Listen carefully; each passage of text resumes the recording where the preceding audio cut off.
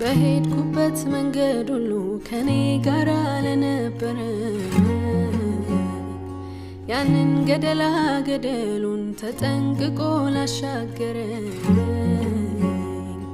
እኔን በቅፉ ሰብስቦ ባላንጣዬን ላሳፈረ ምስጋናዬ አይነስበት ልወድሰው በዝማሬ ደስታዬን በፊቱ ገልጣለሁ እንዴትስ ችዬ ዝም እላለሁ ያደረገልኝን